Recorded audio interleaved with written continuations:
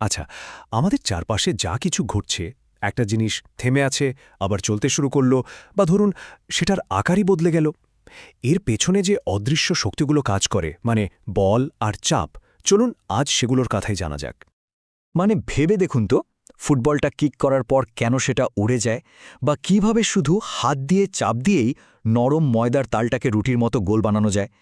এই খুব সাধারণ ঘটনাগুলোর মধ্যেই কিন্তু লুকিয়ে আছে পদার্থবিজ্ঞানের দারুণ কিছু নিয়ম। আসলে আমরা যখন কোনো জিনিসকে ঠেলি, টানি বা সেটার আকার বদলে দিই, এই সব কিছুর পেছনেই কিন্তু একটাই কারণ কাজ করে, আর সেই কারণটাই হলো বল। তো প্রথম প্রশ্নটাই আসে যে কিসের জন্য জিনিসপত্র নড়াচড়া করে, আর এখানেই আমাদের আলোচনার মূল বিষয়টা চলে আসছে, সেটা হলো বল। চলুন একটু গভীরে গিয়ে দেখি এই বল আসলে কি। খুব সহজ করে বললে, বল মানে হলো কোনো কিছুর ওপর দেওয়া একটা ধাক্কা বা টান। যেমন ধরুন, দড়ি টানাটানির খেলায় দুই দলই দড়িটাকে নিজের দিকে টানছে, আবার একটা ভারী টেবিল সরাতে হলে সেটাকে ধাক্কা দিতে হয়। এই দুটোই কিন্তু বল প্রয়োগের একেবারে স্পষ্ট উদাহরণ। এখানে একটা ব্যাপার কিন্তু খুব ইন্টারেস্টিং। বল কখনো একা একা তৈরি হয় না। এর জন্য সবসময় অন্তত দুটো বস্তুর দরকার হয়, যাদের মধ্যে একটা ইন্টারঅ্যাকশন বা ক্রিয়া প্রতিক্রিয়া হবে। যেমন ছবিতে পা আর ফুটবল, এই দুটো সংস্পর্শেই বল তৈরি হচ্ছে। আচ্ছা, বলো জিনিসটা কি তা তো বোঝা গেল, কিন্তু এটা ঠিক কি করতে পারে? মানে এর প্রভাবগুলো আসলে কতটা শক্তিশালী? আসুন সেটাই এবার দেখে নেওয়া যাক। বলের ক্ষমতা কিন্তু অসাধারণ। একটা স্থির ফুটবলকে গতি দিতে পারে, আবার উল্টো দিকে একটা চলন্ত গাড়িকে ব্রেক কষে থামিয়েও দিতে পারে। শুধু তাই নয়, একজন ব্যাটসম্যান ব্যাট দিয়ে বলের দিক বদলে দেন, আবার আমরা চাপ দিয়ে একটা নরম জিনিসের আকৃতিও তো বদলে ফেলি, তাই না? বলের সবচেয়ে পরিচিত প্রভাবগুলোর মধ্যে একটা হলো কোনো বস্তুর আকার বা আকৃতি বদলে দেওয়া, যেমনটা আমরা রুটি বানানোর সময় দেখি। বল প্রয়োগ করেই নরম ময়দার তালটাকে যে কোনো আকার দেওয়া সম্ভব হয়। শুধু ময়দা কেন, একটা রাবার ব্যান্ডকে টানলে দেখুন কেমন লম্বা হয়ে যাচ্ছে, আবার একটা স্পঞ্জকে চাপ দিলে সেটা ছোট হয়ে যায়। এই সবগুলোই হলো বল প্রয়োগ করে বস্তুর আকৃতি বদলে ফেলার উদাহরণ। কিন্তু এখানে একটা মজার প্রশ্ন চলে আসে।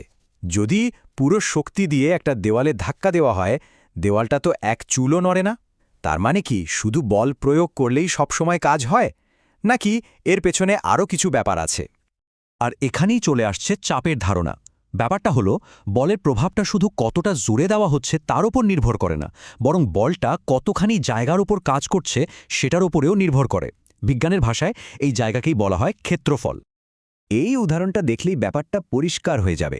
একটা পেরেককে যদি ভোঁতা দিক দিয়ে দেওয়ালে ঢোকানোর চেষ্টা করা হয়, সেটা প্রায় অসম্ভব। কিন্তু ধারালো দিকটা দিয়ে অল্প চাপ দিলেই ঢুকে যায়। দুটো ক্ষেত্রে হয়তো একই বল দেওয়া হচ্ছে, কিন্তু ধারালো প্রান্তের ক্ষেত্রফল অনেক কম হওয়ায় এর প্রভাবটা অনেক অনেক বেশি হচ্ছে। কোনো একটা তলের একক ক্ষেত্রফলের ওপর যে পরিমাণ বল কাজ করে তাকেই আমরা চাপ বলি। একটা ধারালো ছুরির ডগার ক্ষেত্রফল খুব কম, তাই সেখানে অল্প বল প্রয়োগ করলেই অনেক বেশি চাপ তৈরি হয় আর সহজেই জিনিস কেটে যায়। এটাই চাপের আসল খেলা। এই সহজ সূত্রটা মনে রাখলেই হবে। চাপ সমান সমান বল ভাগ ক্ষেত্রফল। দেখুন, ছবির বাম দিকে অনেকটা জায়গা জুড়ে বলটা ছড়িয়ে পড়ায় চাপ কমে গেছে, কিন্তু ডান দিকে সেই একই বল খুব ছোট একটা জায়গার উপর পড়ায় চাপটা অনেক বেড়ে গেছে। চাপ যে শুধু কঠিন জিনিসের মধ্যেই থাকে তা কিন্তু নয়।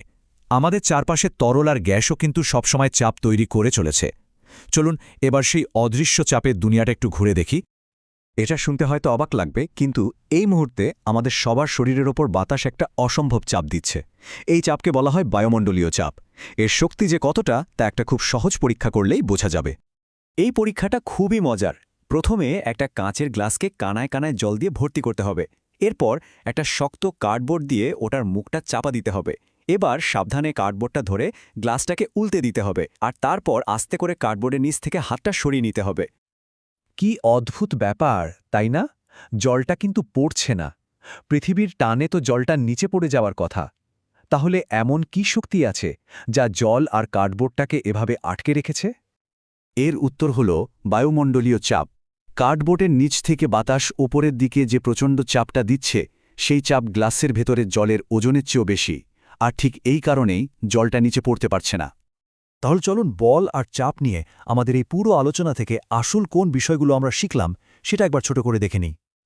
সবচেয়ে জরুরি যে কথাটা মনে রাখতে হবে সেটা হলো বল হলো মোট ধাক্কা বা টান, আর সেই বলটা কতটা ছোট জায়গার ওপর কাজ করছে তার পরিমাপই হলো চাপ।